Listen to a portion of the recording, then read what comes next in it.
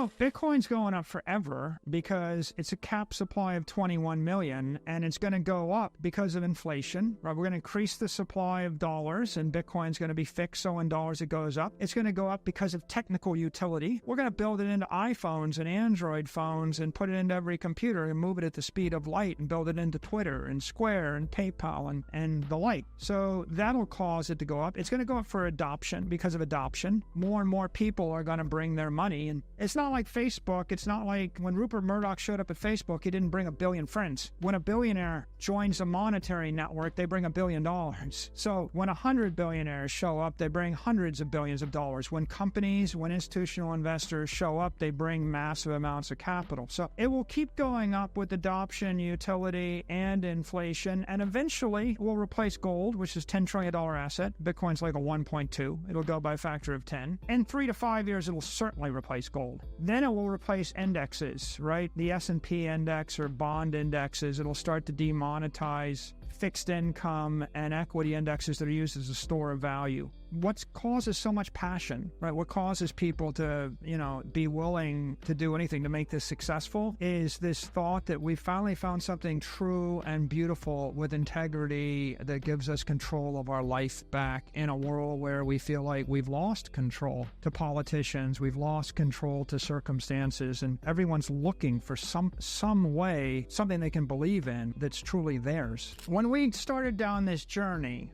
we were looking for digital gold. We're looking for engineered, perfect gold that you can move at the speed of light and program on a computer. And the theoretical answer to that is a crypto asset that's got a fixed supply that's secure. Yes. So we went on this search, and there are 10,000 cryptos. Yes. Right? We had to look. Is it Bitcoin? Is it Bitcoin Cash? Is it one of the clones? Is it Dogecoin? Is it, fill in the blank? We applied the MicroStrategy test. It's a 3-part test. Will it be banned? Will it be hacked? Can it be copied? Yeah. Right? If you can duplicate it 18,000 times, then it's not scarce and it's not unique. It's not the dominant one. Okay? And if it gets banned, that's no good for us. And if it gets hacked, that's no good for us. So first of all, how can you know the answer to this from the engineering itself? Well, you can't. If the year is 2009 or 2010, you don't really know whether it'll be banned, copied, or hacked, right? There's a lot of uncertainty. We started on our quest in 2020. So in 2020, we had 12 years of history. So what did we see? Well, by 2020, the system had been attacked thousands and thousands of times, but no one had hacked it.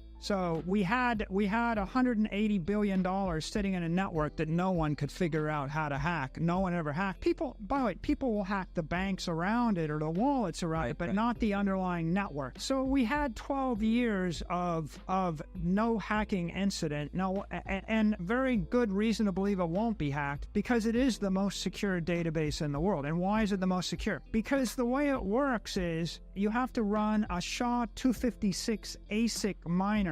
It's a very special purpose computer. That computer only does one thing. It protects Bitcoin. That's all it can do. It can't stream video. It can't process for AWS. Computers millions of times more efficient at generating crypto hashes that defend the Bitcoin network. It's a special purpose thing, 7 generations. If you turned all of the AWS network or the Azure network against it, it wouldn't make a dent because this is a very special purpose piece of hardware. So the technology that's used to secure the network is called proof of work. And proof of work is I pour a lot of energy into the network and I run it through an encryption algorithm, and that's a SHA-256 hash generator. And the combination of those two things with the protocol means that dominant crypto asset proof of work network will always be the most secure one, and everyone will always defect from the weaker one to the stronger one. So we saw that it hadn't been hacked. There's no way to finesse it no matter what you do because it really is